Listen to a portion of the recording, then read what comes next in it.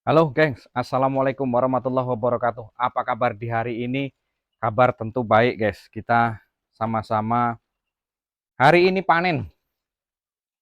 Puyuh panen setiap hari Pak. Lah iya, setiap hari panen. Terus setiap hari ada perhitungan. Lah iya, modal sehari ini kita berapa, ngasih pakan berapa, terus kemudian telurnya berapa, dijual laku berapa, ada nggak kita punya sisa gitu. Jadi kalau untuk perhitungan modal, nah, ya lain cerita. Kita perhitungkan modal dari awal. Kalau untuk sudah nelor, ya itu sudah lain cerita lagi kan gitu. Kalau untuk permodalan dari puyuh awal, ya itu ya harus kita perhitungkan dulu. Beli DOQ-nya berapa, terus kita beli pakannya habis berapa per karungnya. Jadi nantinya habis berapa karung, ya itu memang ya diperhitungkan dan dilaksanakan tentunya. Jadi kalau untuk kita menyikapi ke sana ya memang kita harus ada perhitungan di sana kawan ya. Kita coba sambil melihat HP, ini ada yang masuk malam tadi ngubungi saya lewat website ya. Nah ini, mayoritas kegagalan ternak puyuh itu di mana Mas? Mohon dijelaskan lewat video. Mayoritas mayoritas kegagalan ternak puyuh itu di mana Mas? Mohon dijelaskan lewat video. Gini, mayoritas peternak ini sudah ternak, berarti yang dipertanyakan sudah ternak. Mayoritas mereka gagalnya di mana? Banyak proses kenapa mereka bisa gagal itu banyak.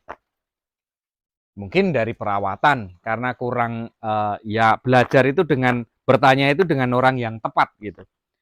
Cuman kalau saya amati kawan-kawan itu gagalnya itu di manajemennya, di manajemen dia. Artinya di apa ya?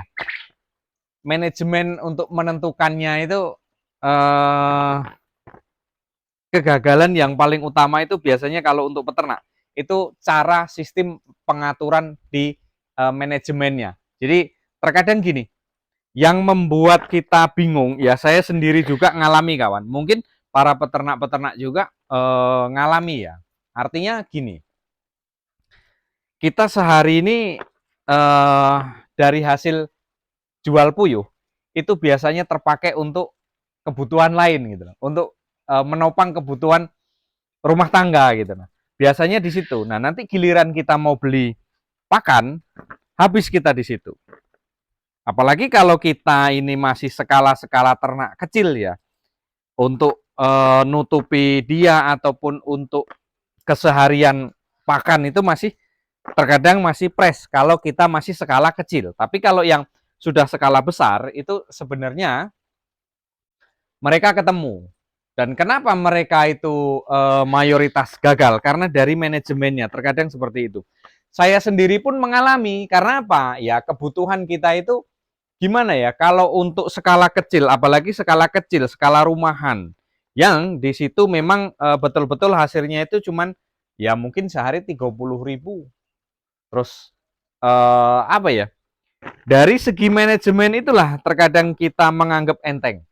Pakai dulu duit telur untuk ini untuk itu dulu, giliran kita mau beli pakan kita kebingungan. Nah rata-rata manajemen kegagalan kita di situ kalau kita berbicara masalah manajemen. Terus kalau saat ini Pak, ya dikalkulasikan saja harga telur berapa, harga pakan berapa, terus kita keuntungannya berapa, sisakan setiap harinya untuk menabung. Menabung ini tujuannya apa? Apabila nanti puyuh kita memang sudah tidak produktif lagi, kan kita perlu permajaan di situ. Nah makanya seringkali terjadi dari manajemen kita sendiri, kepengelolaan kita sendiri yang tidak terkontrol. Ya beli ini, beli itu, beli itu, beli ini, tahu-tahu kita tidak terkontrol dengan keadaan. Tahu-tahu kita mau beli pakan, kebingungan. Nah, dari situlah kita terkadang untuk mengatur manajemen itu kita masih kebingungan gitu. Apalagi seperti ini. Kita jual telur per hari Itu bisa kita perhitungkan. Pakan habis berapa per minggunya, apa per berapa hari gitu. Nah, terus di situ tidak kontrol dengan keadaan yang harusnya kita perhitungkan. Misalkan satu hari itu keuntungan kita itu 50 kotor, belum dipotong pakan. Nah, itu potong saja pakan itu berapa, terus sisanya berapa, terus kita penggunaan berapa persen. Mungkin kita keuntungan 20.000. Ya, 10.000 ditabung, 10.000 untuk keuntungan. Tapi ini kan kita kan tidak. Terkadang keuntungan yang ada di situ kita pakai untuk belanja hari-hari. Terus kita nggak kontrol ke depannya seperti apa. Akhirnya kita alhasil tutup. Biasanya seperti itu. Saya dulu pernah mengalami seperti itu, guys. Jadi ini kita sambil santai, sambil panen. Ya mayoritas seperti itu. Yang dipertanyakan kawan itu mayoritas kegagalan peternak puyuh itu di mana? Yang pemicunya itu biasanya memang di manajemennya. Nah, terus hasil produksinya menurun. Kenapa hasil produksinya menurun? Nah, itu diantaranya salah satunya seperti itu. Kenapa? Karena kita tidak menjaga kesehatan burung. Mungkin dari faktor kotoran, kita jarang mengeluarkan. Bisa juga terjadi dari situ. Terus kemudian dari faktor-faktor lain. Tetapi yang lebih menonjol yang saya temukan dengan kawan-kawan itu soal manajemen keuangan. Yang mana hasil dari puyuh itu tadi terpakai untuk urusan keluarga kita yang berlebihan, dan di situ kita tidak ada penghasilan lain. Akhirnya begitu kita mau beli pakan lagi, kita sudah kebingungan di situ, guys. Rata-rata seperti itu. Sistem manajemen yang harus kita perbaiki, yang harus kita pelajari, yang harus kita perhatikan betul-betul di dalam kita ternak puyuh. Kalau ya seharusnya sih ketemu sih yang namanya kita usaha itu gimana ya? Bertanya dengan orang yang tepat, bertanya dengan orang yang memang di bidangnya, terus kemudian cara kepengelolaannya seperti apa. Mungkin karena kan burung ini kan kalau nggak sehat dia kan gimana ya, produktivitasnya dia menurun. Kalau dia nggak sehat, harusnya dia sehat. Kenapa nggak sehat? Pemicunya dari mana? Nah, itu harus kita cari penyebabnya. Tapi rata-rata itu di manajemen, itulah kegagalan kita itu yang menentukan itu dari manajemen. Ketika kita mau beli pakan, kita kebingungan sendiri. Ini duitnya kok nggak muncul. Ini kok terus kemana arah larinya gitu loh. Jadi kadang-kadang kita juga anggap sepele ya, bukan dari kawan-kawan ya. Saya sendiri pun juga sering mengalami seperti itu dulunya. Waktu populasi masih agak sedikit kan, waktu belum terjun ke pembibitan. Tapi kalau untuk saat ini alhamdulillah sudah ketemu untung kawan, sudah ya lumayan, ketemu untungnya sudah lumayan. Ya seharusnya kan kita curiga, ternak kok nggak ketemu untung itu kenapa sih? Nah, harusnya kan kita kan curiga dari situ. Kenapa kok kita nggak ketemu untung? Kenapa kok kita malah nutupi terus? Kenapa kita kok malah nombok itu?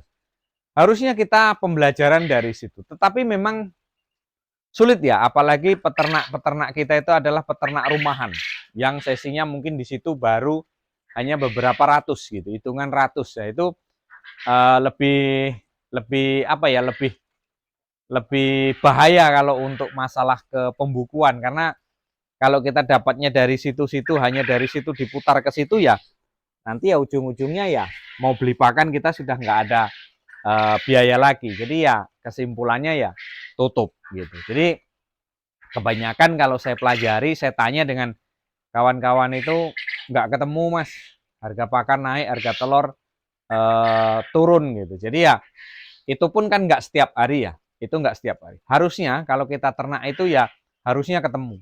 Nggak ketemunya di mana kan, itu kan pertanyakan. Makanya itu tadi saya bilang, pertanyakan dengan orang yang tepat. Kenapa kok bisa nggak ketemu? Ada apa? Kan gitu. Jadi kalau untuk rekan-rekan semua yang namanya usaha, kalau dari manajemennya benar, terus dari kandangnya benar, dari sistem perawatannya benar, saya rasa pasti ketemu untung gitu loh. Pasti ketemu untung. Lain halnya kalau memang kita hanya asal-asalan kita mengurusi puyuh, terus hanya terkesan biarlah kayak gitu lah, sudahlah gitu. Jadi kita di situ ya pasti nggak ada hasilnya gitu. Tapi kalau puyuh ini kita urus secara benar, dari manajemennya benar, dari pemberian pakan benar, semuanya benar, harusnya ketemu untung.